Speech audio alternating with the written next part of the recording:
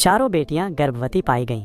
ये खबर पूरे गांव में आग की तरह फैल गई। हर कोई हैरान था कि बिना शादी के एक ही घर की 4 जवान बेटियां कैसे गर्भवती हो गईं। गांव में सनसनी फैल गई और तरह तरह की बातें होने लगी। लोग यहाँ एक रोमांचक और रहस्य भरी कहानी है।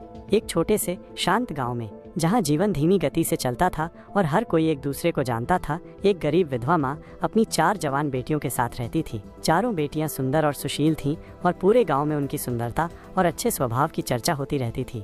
माँ अपनी बेटियों की शादी के लिए चिंतित रहती थी, क्योंकि गरीबी के कारण अच्छे घरानों से उनके रिश्ते नहीं आ रहे थे।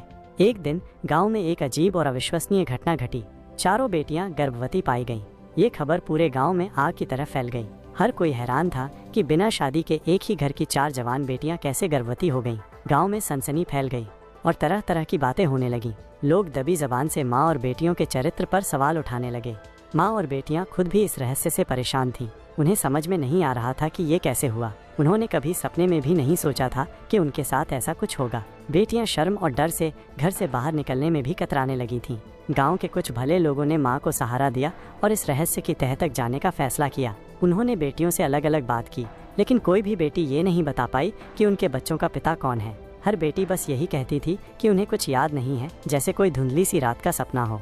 धीरे धीरे गाँव में अफवाहें और तेज होने लगी। कुछ लोग इसे किसी जादू टोने का असर बताने लगे, तो कुछ इसे बेटियों की बदनामी का कारण मान रहे थे। माँ बेचारी अपनी बेटियों की हालत देखकर दिन रात रोती रहती थी।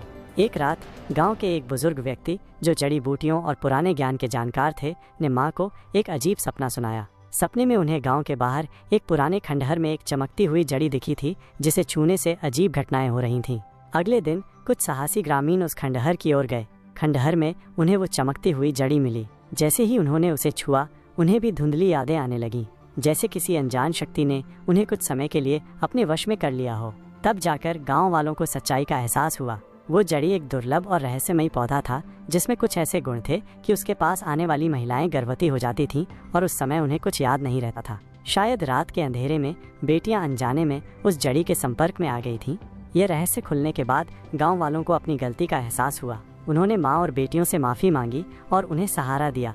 बच्चों का जन्म हुआ और गांव वालों ने मिलकर उनकी परवरिश में मदद की। वो रहस्यमयी जड़ी फिर कभी उस खंडहर में नहीं दिखी और गांव में शांति लौट आई। लेकिन वो घटना हमेशा गांव के इतिहास में एक अनसुलझे रहस्य की तरह याद की जाती रही कि कैसे एक गरीब विधवा माँ की 4 बेटियां बिना शादी के हामिला हो गई थीं और उन बच्चों के पिता कौन थे। एक रहस्यमयी जड़ी।